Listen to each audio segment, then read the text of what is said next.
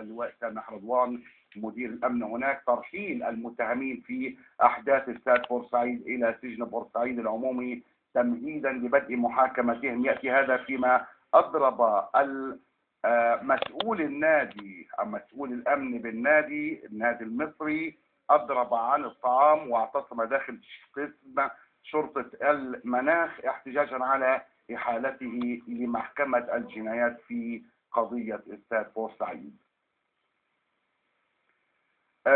في شأن آخر في بورسعيد قال الدكتور سيد البتيوني وكيل وزارة التربية والتعليم إن المديرية استقبلت اليوم وفدا إيطاليا برفقة ممثلي صندوق تطوير التعليم في إطار التعاون المشترك لتطوير التعليم الفني الصناعي معي من بورسعيد الصحفي أحمد الجمال.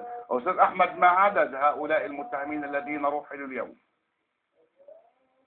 نعم الجميل كارم، عدد المتهمين الذين سيتم ترحيلهم اليوم 75 متهم، حيث أعلن اللواء سامح رضوان في تصريح خاص لنا مدير أمن بورسعيد بترحيل المتهمين اليوم في أحداث استاد بورسعيد والذين تم إحالتهم لمحكمة الجنايات إلى سجن بورسعيد العمومي تمهيدا لمحاكمتهم في المكان الذي لم يتم تحديده حتى الآن من قبل النائب العام.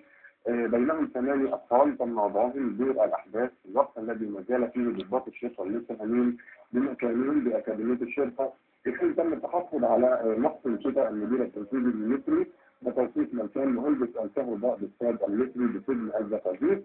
وكانت النيابة العامة قد قررت الأسبوع الماضي إحالة 75 متهم إلى محكمة جنايات بورسعيد بعد ثبوت تورط من وجهة نظري هذه الأحداث التي أسفرت عن سقوط أكثر من 72 شخصا في أول فبراير الماضي.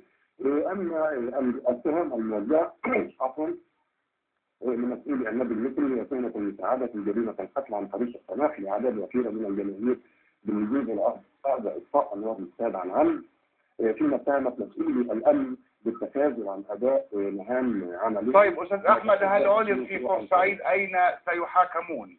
لأنه في الإسماعيلية لا يزال محكمة الاستئناف تسلمت اليوم أوراق القضية تمهيدا لتحديد الدائرة التي ستتولاها.